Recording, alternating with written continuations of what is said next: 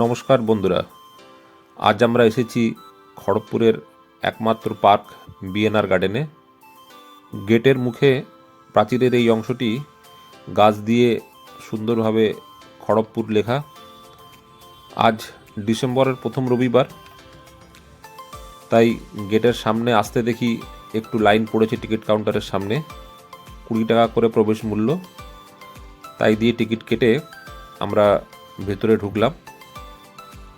যারা আগে BNR garden দেখেছেন তার থেকে এখনকার এই পরিবেশ অনেক আলাদা। ভেতরে গাছপালা যেমন সুন্দরভাবে সাজানো আছে, তেমন চারিদিকটাও খুব পরিষ্কার এবং বাচ্চাদের খেলার জন্য তো খুবই উপযুক্ত পরিবেশ। তাই শীতের বিকেলে এখানে এখন ভালোই ভিড় হয়। অনেকেই সপরিবারে আসেন কিছুক্ষণ পিকনিকের মুড নিয়ে। এখানে ভেতরে এখন একটি খাবার স্টলও আছে।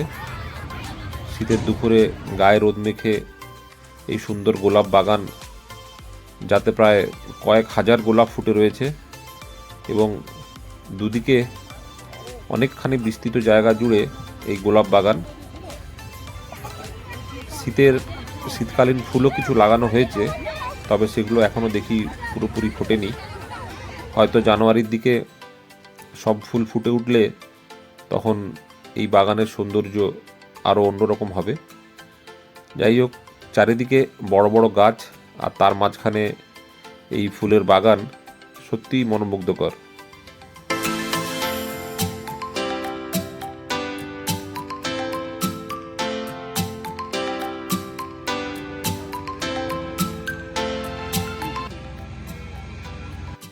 গোলাপ বাগানের পাশেই আরেকটি জিনিস, টয় ট্রেনের টিকিট কাউন্টার।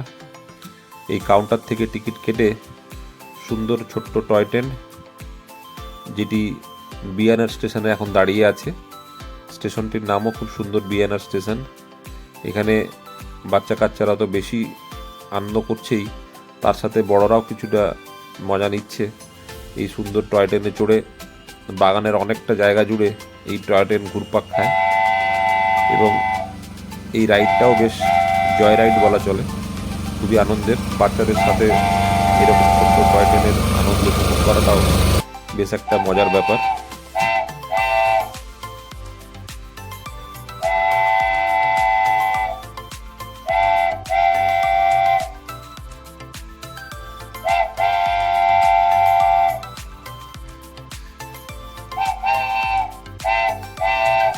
এই বাগানের মধ্যে কিছু পশু পাখিও আছে, যেমন এই রাজহাঁসটি রাস্তায় ঘুরে বেড়াচ্ছে, লোকজনদের আনন্দ দিচ্ছে।